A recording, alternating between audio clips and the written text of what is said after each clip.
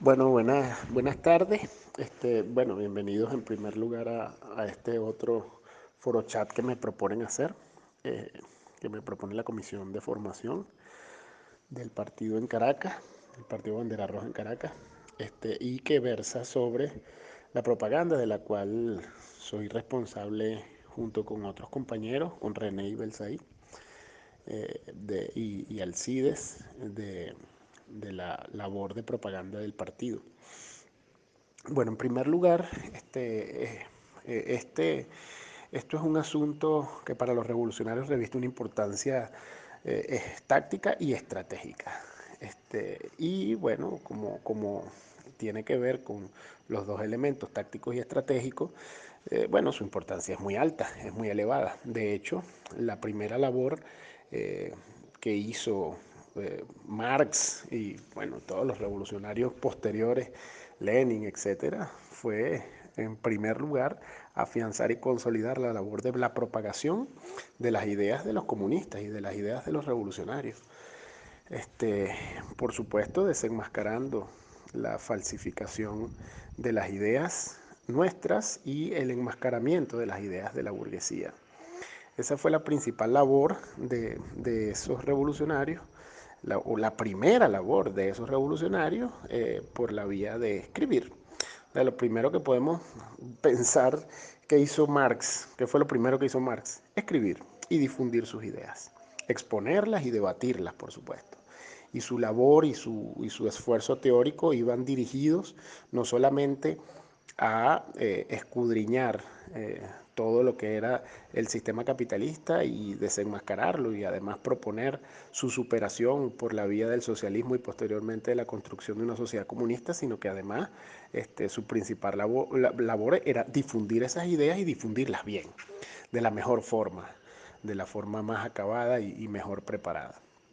Entonces, por supuesto que parten de un conjunto de consideraciones. Hay grandes propagandistas que ha habido en la historia de la humanidad, y quiero hacerles un breve resumen a partir de la primera diapositiva que a continuación les presento.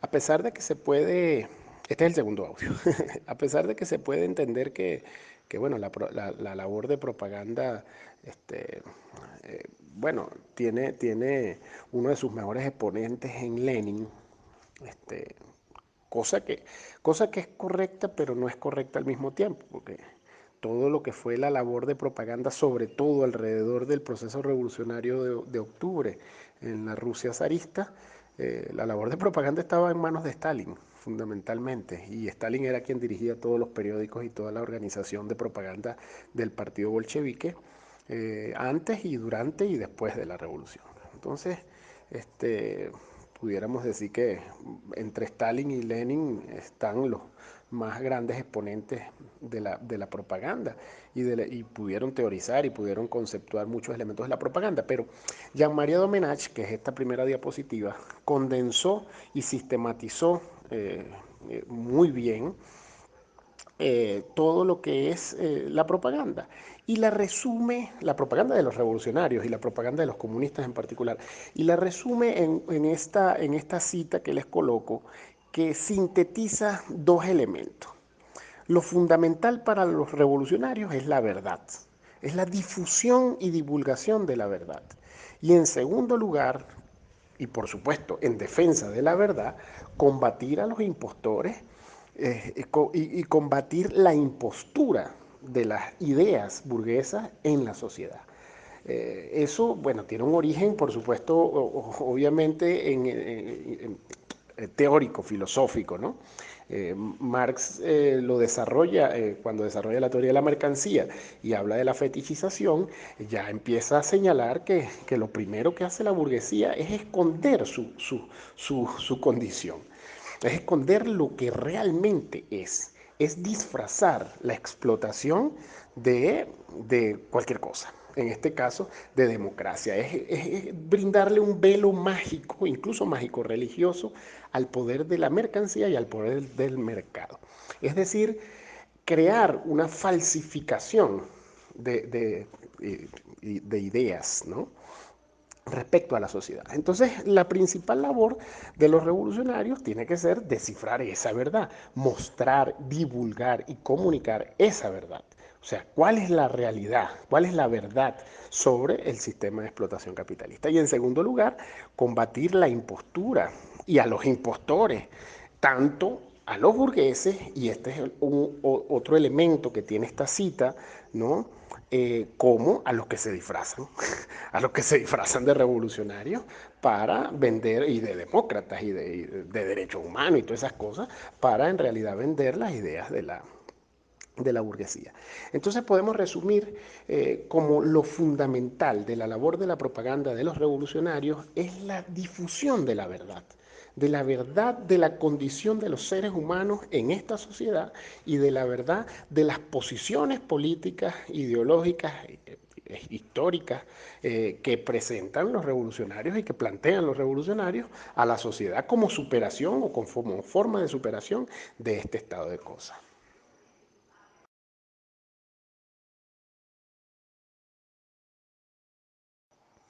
Ok, siguiendo en el orden, esta otra diapositiva o esta otra imagen plantea básicamente contra qué se enfrentan los revolucionarios en la labor de propaganda.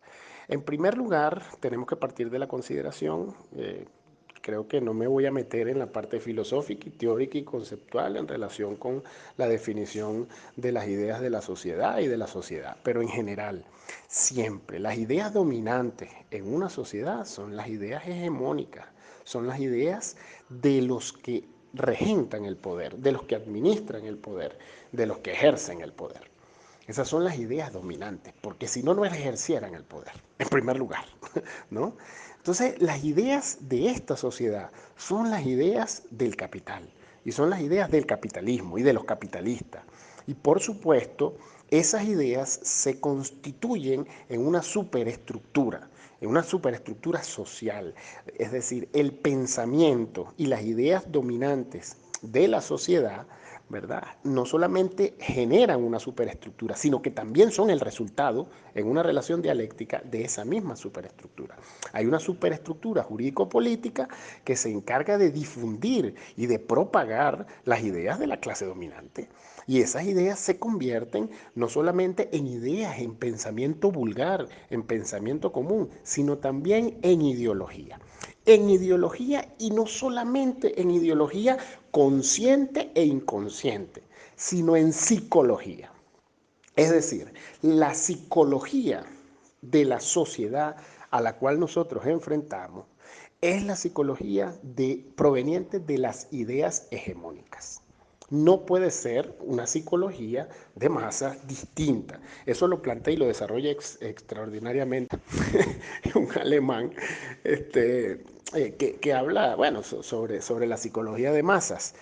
Y bueno, desarrolla, por supuesto, lo que es a partir de lo que era la psicología del fascismo y cómo se convierte en las ideas dominantes de una sociedad, de la sociedad alemana en este caso, y bueno, desarrolla todo lo que es la teoría de la psicología de masa. Esto es el resultado de esas ideas hegemónicas, no es otra cosa. En, en tercer lugar, nosotros nos enfrentamos en el marco del desarrollo del ejercicio de la propaganda, también con una situación que se da en la sociedad. Es que esas ideas dominantes, esas ideas hegemónicas y esa psicología dominante y generalizada en la sociedad, además se enfrenta con la realidad, choca con la realidad. Y hay un cortocircuito entre esas ideas hegemónicas y la realidad que significa y que impone la explotación del hombre por el hombre. Por tanto, el recurso de la verdad y desnudar el sistema como sistema y desnudar la situación particular de cada uno de los sectores sociales y de la situación concreta de un país o de una región o de un sector social o de un grupo en particular es fundamental en la labor de propaganda y en la labor de los revolucionarios. Es decir, mostrar que la verdad y que la realidad no se corresponde con las ideas hegemónicas. Eso es lo fundamental. Eso es lo fundamental de la labor de propaganda desde el punto de vista de fondo, de cómo se da ese enfrentamiento. Y por supuesto, nosotros contamos con un añadido importantísimo, con, con la potencia histórica que representan las ideas de los socialistas, en general, del prestigio del socialismo, y que bueno, que la gente, independientemente de toda la inmensa y masiva campaña por supuesto, con todo el apoyo de la superestructura jurídico-política de la sociedad capitalista, hay una campaña para tratar de destruir esas ideas que se presentaron previamente con el nacimiento del socialismo y con el desarrollo del socialismo desde la Unión Soviética, China, etcétera, y el resto de países. Y por supuesto, ellos han hecho todo lo posible por destruir esas ideas. Sin embargo, todavía, a pesar de esa campaña y a pesar de las enormes derrotas de los socialistas, la propaganda para los revolucionarios, dentro de esa ola de lo que representan las ideas socialistas, tienen un ayudante. El ayudante es que decir socialismo es decir solidaridad, es decir, independientemente de que haya una campaña que no lo vea así, que trate de colocarlo de forma distinta, el socialismo es solidaridad, el socialismo es igualdad, el socialismo es fraternidad, el socialismo es desarrollo, el socialismo está vinculado a ideas de progreso en general, y a ideas de democracia, y a ideas de participación, etcétera.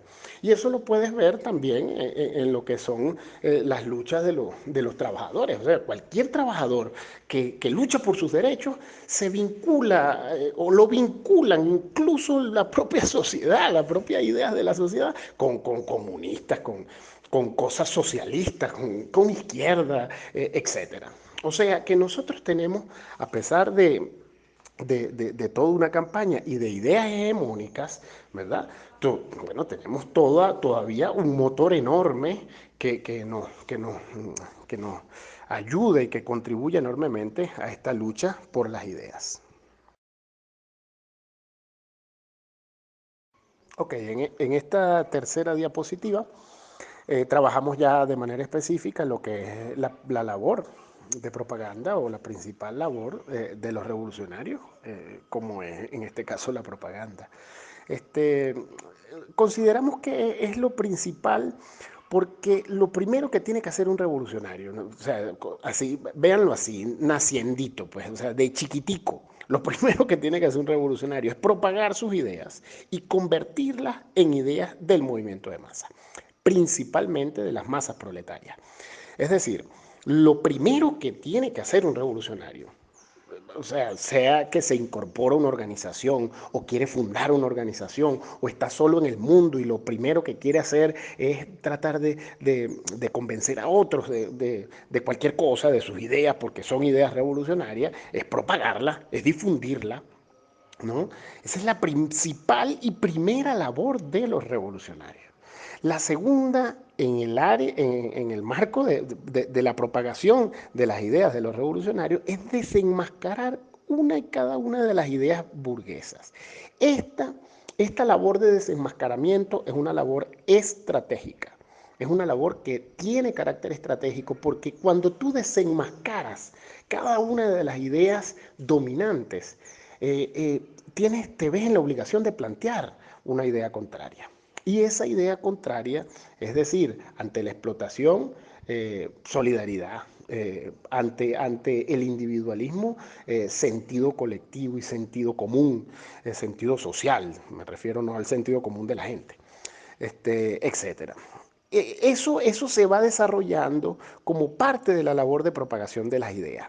En tercer lugar, desenmascarar los falsos aliados del proletariado. Eso es otro elemento fundamental en la labor de propaganda de los revolucionarios, porque, bueno, lo planteo en la primera diapositiva. O sea, una de las principales labores de propaganda busca desenmascarar no solamente a la sociedad, sino a los impostores que se presentan incluso a veces como amigos y aliados del proletariado, incluso los capitalistas. Este elemento de desenmascarar a los falsos aliados del proletariado como generalidad adquiere una relevancia superlativa en el caso venezolano porque son los que ejercen la dominación y son los que ejercen el poder.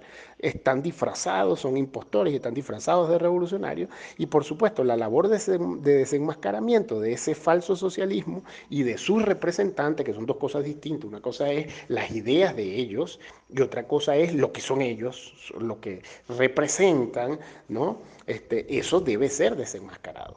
Desenmascarado en distintos sentidos. Lo hicimos en una primera etapa con Chávez y creo que la labor de Bandera Roja en el área de la propaganda y en el área de la difusión de un conjunto de ideas y conceptos que desenmascaraban a Chávez como figura y las ideas del chavismo en general, surtió un efecto enormemente importante y poderosísimo que incluso terminó siendo repetido por los aliados y por los sectores, incluso representando al capital y a sectores del capital y representando a la burguesía, se convirtieron en propagadores de las ideas que nosotros previamente habíamos convertido en ideas de propagación de un conjunto de conceptos que desenmascaraban tanto las figuras como las ideas que representaban esas figuras en relación con presentarse como aliados de los proletarios cuando absolutamente son enemigos del proletariado.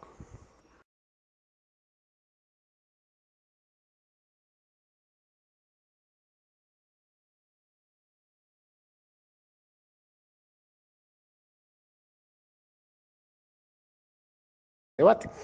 Entonces, en esta labor de propaganda, lo principal, y esto ya fue incluso trabajado por Lenin, no de manera sistemática, porque no hizo un libro, un compendio que tú puedas decir, mira, Lenin trabajó sobre la propaganda de manera específica o un material extenso, no, sino que está presentado en distintos trabajos y en distintos debates, sobre todo en el quehacer en donde más se encuentra un desarrollo importante sobre la labor de propaganda y agitación de los revolucionarios.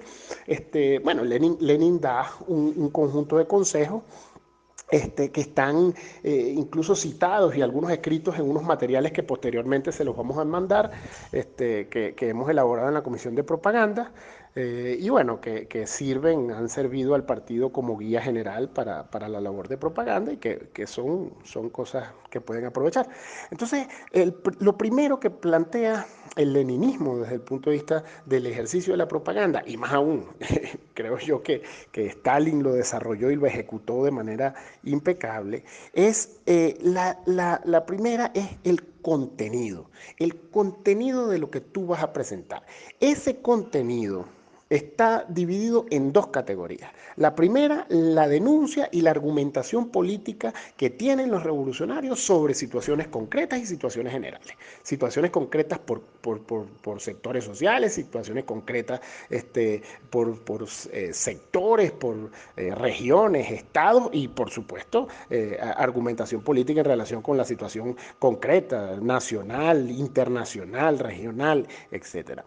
Y en segundo lugar, las consignas que son derivadas de la situación y correspondientes siempre o deben siempre ser correspondientes con el nivel de conciencia del movimiento de masa. Es decir, consignas que están por encima de la comprensión de las masas no sirven. En segundo lugar, consignas que están muy por debajo del nivel de conciencia de las masas tampoco sirven.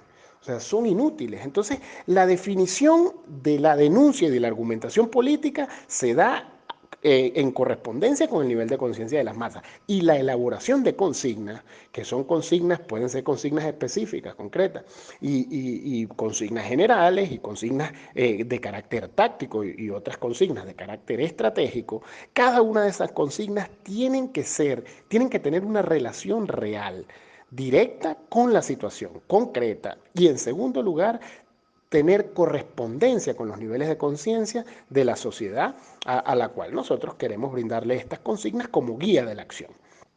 En tercer lugar, la repetición de estas consignas como principal recurso de difusión de los revolucionarios.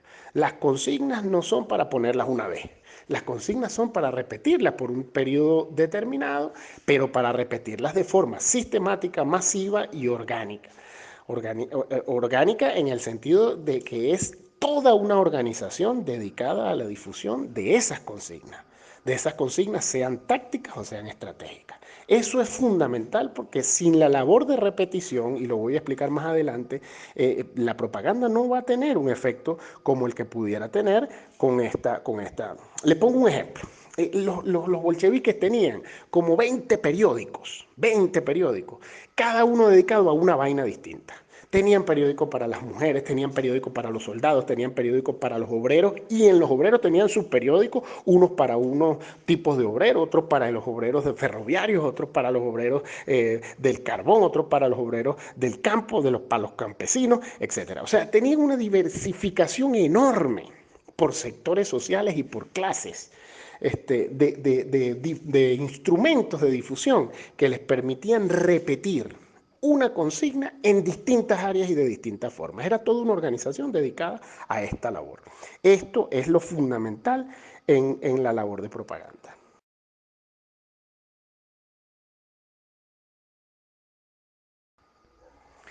En segundo lugar, está la forma en la que se presenta la propaganda y el instrumento que se utiliza para el desarrollo de la propagación de esas ideas que los revolucionarios y los comunistas deben difundir. En primer lugar está la estética, y la estética, que tiene que ver con forma, tiene que corresponderse con el mensaje. Eso yo no sé si se entiende, no lo voy a explicar más porque voy a hacer esto muy largo, pero la estética de cada uno de los mensajes, sea consigna o sea una declaración, o sea lo que sea, el mensaje que se esté transmitiendo debe corresponder estéticamente con el contenido. No puede difundirse una cosa económica compleja en caricatura. Coño, las cosas económicas complejas requieren de una estética y además, y eso lo veo un poquito más adelante, un instrumento particular. Una explicación sobre problemas económicos complejos no puede resumirse en una consigna, en una pinta. Aunque en una pinta y en una consigna tú pudieras presentar una idea sobre un asunto complejo, pero la estética de cada uno de estos mensajes que nosotros vamos a transmitir debe corresponderse una con la otra. En segundo lugar, la selección de instrumentos. Eso que estoy señalando anteriormente. O sea, una explicación económica sobre un asunto complejo que requiere abordar distintos elementos, o sea, que es concreto, que tiene un conjunto de determinaciones que sin esa explicación tú puedes perder el foco, requiere de un instrumento distinto. Es decir, tú no puedes transmitir a través de una consigna un asunto complejo como la explicación del petro y sus implicaciones económicas para los trabajadores en el salario. Eso no lo puedes hacer a través de una consigna y mucho menos a través de un Twitter. Eso requiere de una explicación mucho mayor y para eso tú tienes que seleccionar y saber seleccionar el instrumento. Por eso la diversificación de instrumentos en los revolucionarios es fundamental.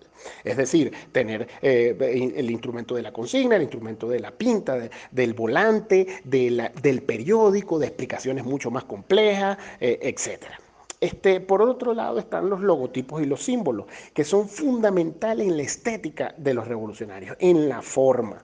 La forma de los revolucionarios se presenta como un conjunto de simbologías y de logotipos, y que esto no solamente lo hacen los revolucionarios, lo hacen los capitalistas también. O sea, los capitalistas se apertrechan de un conjunto de ideas y de un conjunto de valores que se representan a través de símbolos, a través de logotipos, a través de marcas, etcétera. O sea, esto es una labor, por supuesto, de competencia y de choque entre los revolucionarios y las ideas de las clases dominantes. Por otro lado está la propagación y agitación como objetivo inmediato. Es decir, la propagación y la agitación es el objetivo inmediato de la labor de propaganda. O sea, lo primero que quiere hacer la propaganda es propagar las ideas en primer lugar y generar agitación a partir de esas ideas. Y como derivación de esa propagación y de esa agitación, producir organización. Eso es lo fundamental, esa relación que Lenin la coloca como propaga, agita y organiza, y la sintetiza como la labor de los revolucionarios, como la principal labor de un revolucionario. Se parte de la propaganda, lleva a la agitación y deriva con sentido estratégico en organización. Por tanto, el instrumento, y esto es la parte de instrumentos, el principal instrumento de propagación de los revolucionarios y de las ideas de los revolucionarios es el militante. El militante tiene que presentarse con suficiente prestigio, calidad, personalidad y representante de esas ideas revolucionarias. Llevarlas consigo y ser representante y expresión viva de las ideas revolucionarias. Eso es como alguien que se plantea, bueno, la defensa de los derechos de la mujer y le entra coñazo a la mujer todos los días. O sea, no hay correspondencia, no. O sea, los militantes tienen que tener el prestigio, la calidad y la personalidad y la representación de las ideas que propagan. Pero en fundamental es el principal instrumento de propagación de las ideas revolucionarias y de las ideas socialistas y comunistas. En segundo lugar, el partido como estructura. El partido es el segundo, después del militante, segundo instrumento de importancia en la difusión de las ideas. El tercero es el recurso o formato utilizado. Y aquí vamos, bueno, desde las pintas, periódicos, etcétera. Y bueno, nos vamos a meter en la parte digital al final. Y el destinatario debe ser contemplado para definir no solamente la estética, el mensaje, sino el instrumento. O sea, el destinatario, un proletario al cual tú le quieres llegar, no le vas a llegar con Twitter. Si tú le quieres llegar a los trabajadores, tienes que llegarle a la puerta de la fábrica. Entonces, y a la puerta de la fábrica, sea por la vía de la pinta, sea por la vía del volante, o sea, por la vía de un periódico en físico. Y eso es fundamental porque eso es una relación que se establece entre el mensaje, la estética de ese mensaje y el destinatario, sea en general como instrumento de propaganda o sea en particular. O sea, no es lo mismo llegarle a toda la sociedad y ahí hay una diversificación de utilización de instrumentos a llegarle en particular, ese ejemplo que ponía de los obreros.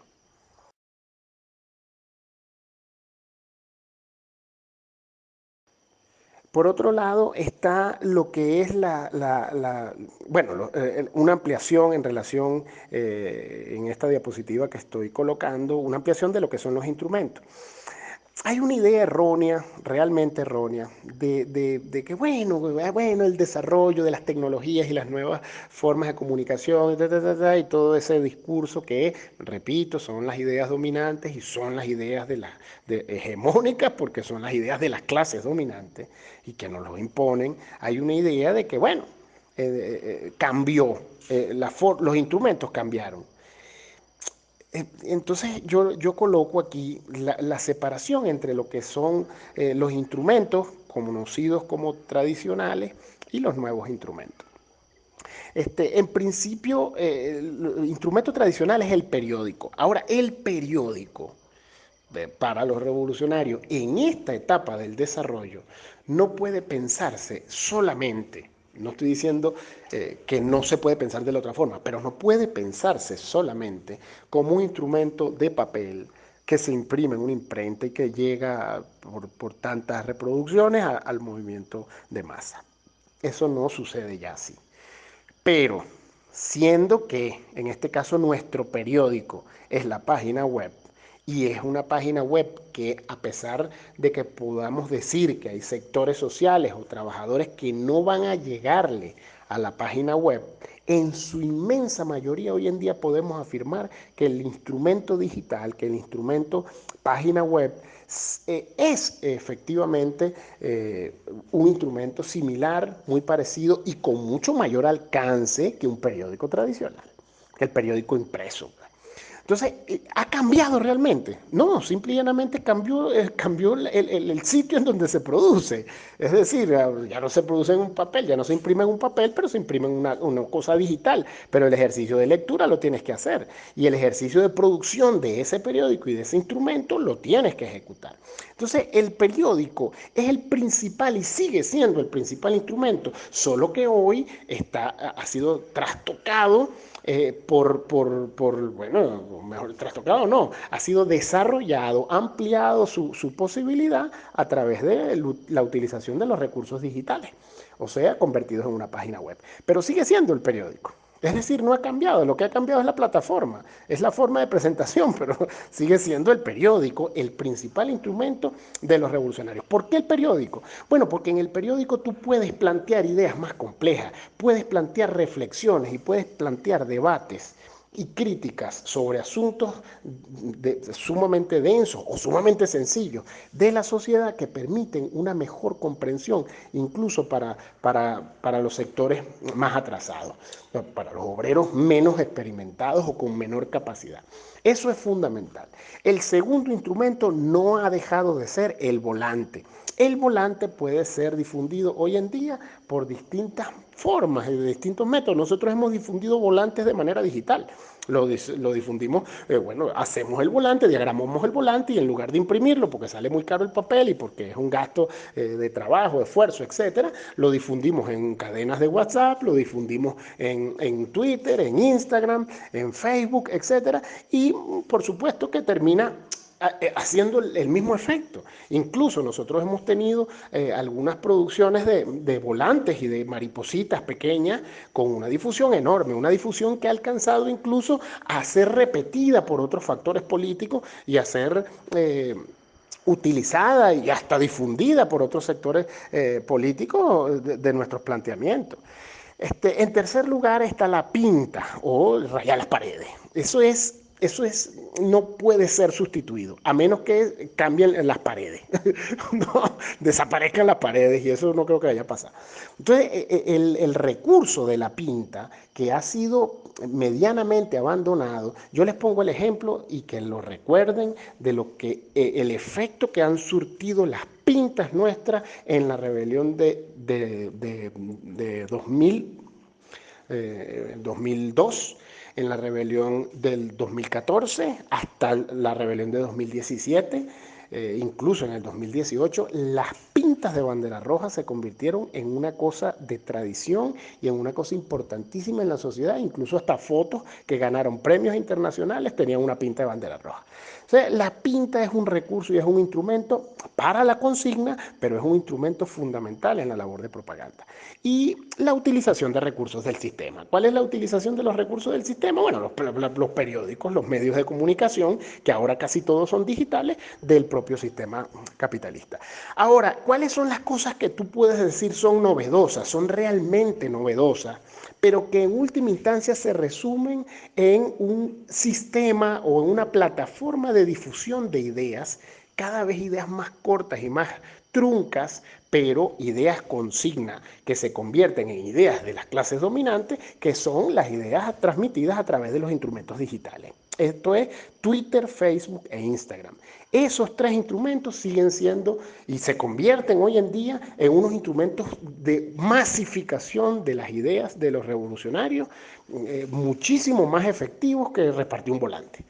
Se convierten en momentos determinados en instrumentos mucho más efectivos. No quiere decir que tengamos que abandonar todos los instrumentos tradicionales, no, sino que estos instrumentos digitales deben servir de refuerzo y potenciación de los instrumentos tradicionales. Es lo que ha hecho Bandera Roja. Nosotros, nuestro periódico lo difundimos en todas nuestras redes sociales y eso permite una difusión y un alcance muchísimo mayor de nuestras ideas.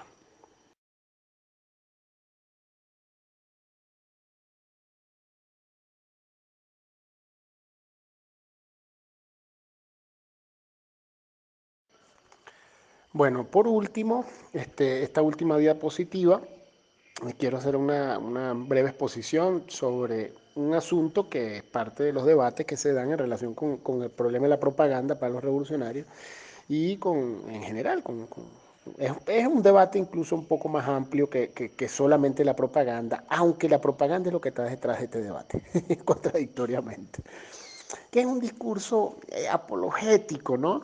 Que busca plantear que, bueno, todo cambió y hay unas cosas nuevas que son Twitter, Facebook, y los instrumentos digitales y el Internet, etcétera, como si el vehículo determinara el cambio en las relaciones sociales de producción o el cambio en general en las relaciones humanas. Que bueno, podemos decir que tiene un impacto, que tiene una trascendencia, por supuesto, poderse comunicar de manera mucho más efectiva en cuestión de segundos con otra persona que está distante, acelera procesos. Ahora, acelera procesos, pero profundiza y afianza el sistema de explotación, solo que, por ejemplo, ahora la explotación se puede hacer, bueno, vía online desde tu casa, pero puede ser explotado igualito, incluso más explotado, porque terminas trabajando muchísimo más, como es el caso que nosotros particularmente vivimos, Jaymar y yo, en carne propia. Entonces, hay unas cosas que quiero señalar. La comunicación de masa o esa idea de medios de comunicación masivo, eso es propaganda. No creamos que eso no, no, no, no. La comunicación de masas del sistema, eso que llaman el quinto poder o el cuarto poder, ya yo no sé qué número le ponen, ni le paro mucho. El cuarto poder le ponen. pero bueno, bueno, eso es un instrumento de propaganda y es el desarrollo de los instrumentos de propaganda del sistema. Ahora, esos instrumentos, esa diversificación de los instrumentos de propaganda del sistema no hacen más que afianzar y reproducir las ideas de las clases dominantes. Eso no es para otra cosa, eso no es para otra cosa, no creamos que es para otra cosa, ni creamos que puede revolucionar absolutamente nada. Va a revolucionar algunas cosas de la vida, seguramente, acelera la vida, la hace más, de repente más vivible o menos vivible, no sé. Pero cambios sustanciales en lo esencial del sistema de explotación no produce. Esa idea de la robótica y esas discusiones que hemos tenido en algunos espacios del partido sobre el problema de las nuevas formas de explotación. Esas son formas, no cambian en esencia las cosas. Por tanto, la comunicación de masa en general y los medios de comunicación son los principales instrumentos de propaganda de las clases dominantes, no son otra cosa. La diversificación de los instrumentos, que hay, bueno, nuevos instrumentos, Twitter, ahora es TikTok, y Maduro salió diciendo que ahora tiene TikTok, ¿verdad? Son eso, diversificación de instrumentos de comunicación y de difusión de las ideas de las clases dominantes, no son otra cosa. Ahora, que las podamos aprovechar es otro asunto, pero eso no quiere decir que por sí esos instrumentos hayan cambiado cosas esenciales de la explotación o del sistema de explotación. ¿Qué es lo que permite la diversificación? En primer lugar, ¿qué permite la comunicación de masa? Y en segundo lugar, la diversificación de los instrumentos para la comunicación de masa. Bueno, la exacerbación de la repetición y la diversificación de las fuentes de repetición. Es decir, las ideas de las clases dominantes ahora no solamente llegan por el periódico, como era antes, y por la repetición social que se da a través del comentario, etcétera, a través de las conversaciones, etcétera. Sí, y a través, por supuesto, de lo establecido, de toda la estructura jurídico-política que establece y determina un lenguaje y una forma de ser y una forma de comportarse socialmente, etcétera.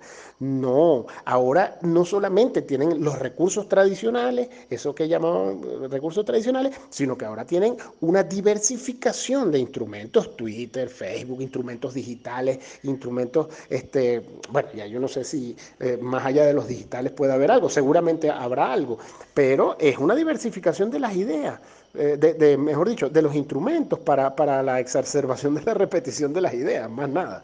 Ese debate sobre nuevas narrativas, que a mí particularmente lo manejo, lo he discutido, lo he conversado con colegas míos periodistas. No hay nuevas narrativas. Lo que hay es una adaptación del lenguaje y de las formas de comunicación a los nuevos instrumentos. Es decir, ahora, bueno, en un periódico podías escribir y ponerle una foto. Ahora, en ese mismo en un periódico que ya no tiene un formato de papel, sino un formato digital, también puedes escribir, pero le puedes poner un audio y un video. Sí, y bueno, puedes hacer cosas interesantísimas con diseños y diagramaciones de cosas que se mueven y que bueno, que llaman la atención y atrapan al lector para que las ideas se propaguen de una manera muchísimo más eficiente y quizás mucho más veloz que los instrumentos anteriores. Pero en general las nuevas narrativas no son nuevas. Simplemente son la readaptación y el reacondicionamiento del ejercicio de la difusión de ideas, ¿verdad? Con nuevos instrumentos y nuevas formas. más nada. Es decir, digo nuevos instrumentos y nuevas formas, entonces pudieras derivar que entonces, bueno, sí, tiene sentido decir nuevas narrativas. No son nuevas narrativas, son el desarrollo de la forma o de formas de decir las cosas de manera más eficiente y de manera quizás más efectiva. En algunas áreas y en algún sentido, no en todo sentido. Y por último, hay una idea equivocada de que el periodismo en general es una cosa que no es propaganda. No, el periodismo no es propaganda. Es más, el periodismo, si se compromete, es propaganda. Entonces, para que sea periodismo no puede estar comprometido. Falso, absolutamente falso. Esto es terrible porque, bueno, los periodistas que dicen eso no conocen o evaden el origen del periodismo. El periodismo nace, en primer lugar, los primeros grandes periodistas, que fue Marat en Francia, en la Revolución Francesa, y posteriormente, por supuesto, de Marx y Lenin para acá. Todos los periodistas estaban en aquel momento, que quizás en una primera etapa no se les decía periodistas, bueno, porque no narraban noticias cotidianas y no existía la noticia como instrumento de difusión de ideas, surgen en las ideas, en el marco de las ideas revolucionarias. Y la utilización de periódicos y la utilización de impresión de artículos e impresión de un conjunto de planteamientos y de ideas la hicieron los revolucionarios. O sea, los principales dueños de periódicos, de los primeros periódicos que existieron en la historia de la humanidad, eran revolucionarios, eran fundamentalmente revolucionarios, y era parte de la labor de esos revolucionarios. Es decir, que los primeros periodistas se hicieron periodistas por ser revolucionarios, precisamente por ser revolucionarios. Es decir, que el periodismo nace comprometido con las ideas de la gente, con las ideas más avanzadas además, y con las ideas de una nueva sociedad y de un cambio político y un cambio paradigmático y un cambio social y un cambio humano. Esa es la verdad. Entonces, ese debate sobre que el periodista, etcétera, mira, de verdad que yo creo que nosotros tenemos que hacer un poquito de historia, ahí meternos en historia y revisar. Los periodistas que se presentan como niní o como que no dicen, bueno, no hacen más que reproducir las ideas de las clases dominantes. Y hay grandes investigaciones, sí, claro, investigaciones que hacen periodistas para denunciar cosas y terminan siendo periodistas rechazados incluso por la propia sociedad y perseguidos, sea por una dictadura o sea en general por la sociedad. Los periodistas que se meten de verdad a ser periodistas terminan siendo revolucionarios en el sentido de que hacen de la verdad su principal instrumento. Y cuando tú te presentas como defensor de la verdad y te planteas la defensa de la verdad, obligatoriamente te presentas como enemigo de las ideas dominantes, porque las ideas dominantes, como lo dije al principio, son las ideas, además de las clases dominantes, de falsificación total de las cosas, de desdoblamiento de las cosas, de fetichización en general de la vida humana. Eso es lo que enfrenta los propagandistas revolucionarios. Por lo tanto, todos los revolucionarios tenemos que ser periodistas y todos los revolucionarios tenemos en primer lugar que ser propagandistas.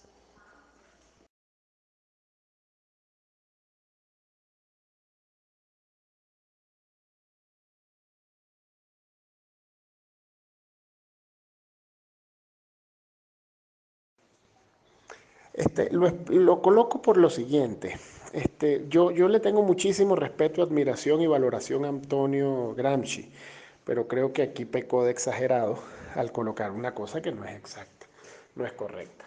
Este, el poder político se conquista primero. Eso no tiene pele. O sea, tú no vas a hacer que tus ideas sean las ideas hegemónicas, sino a través de la hegemonía del poder político. Eso es primero, no es al revés. Eso que coloca Gramsci es una idea extraordinaria, excelente sobre la necesidad, la imperiosísima necesidad de que nosotros tengamos, los revolucionarios tengamos un instrumento sistemático de producción, de producción cultural y de producción de ideas, de propagación de nuestras ideas, que es, por supuesto, se convierte en un poder cultural. Efectivamente, eso es así, eso se puede convertir en un poder cultural importantísimo. Eso que yo explicaba en una diapositiva anterior sobre las ideas del socialismo, que hoy en día son parte de las cosas que a nosotros nos permiten una mayor y mejor difusión de nuestras ideas y conceptos. En la época de Marx eso debe haber sido sumamente difícil, porque la propagación de esas ideas no alcanzaba el nivel que alcanza hoy en día. Pero, pero esto de que primero se... No, eso no funciona así. O sea, primero tú conquistas el poder político. Para conquistar el poder político tú te tienes que ganar a un sector importante del movimiento de masa. Quizás te puedes ganar a la mayoría del movimiento de masa. Pero incluso ganándote a la mayoría del movimiento de masas para ciertas ideas, y no para todas tus ideas, sino para las ideas que más le interesan al movimiento de masa en un momento determinado, ¿verdad? Eso no te puede garantizar que tú conquistes el poder político. Porque la conquista del poder político y de la conquista del poder político en función de construir una hegemonía del poder del proletariado en el poder, en el ejercicio del poder, en la construcción de un nuevo poder, ¿verdad? Supone otras cosas en las cuales no nos vamos a meter ahorita, porque esto está dedicado estrictamente a la propaganda y se puede hacer un debate sobre el problema de la revolución, el problema de la insurrección y otros asuntos. Pero en este particular, que es una expresión muy bonita de Gramsci sobre el papel de los intelectuales revolucionarios, o como lo llamó él, los intelectuales orgánicos, bueno, es eso, una idea muy bonita, pero no es una idea exacta ni es una idea correcta y creo que todos tenemos que tener claridad sobre este asunto.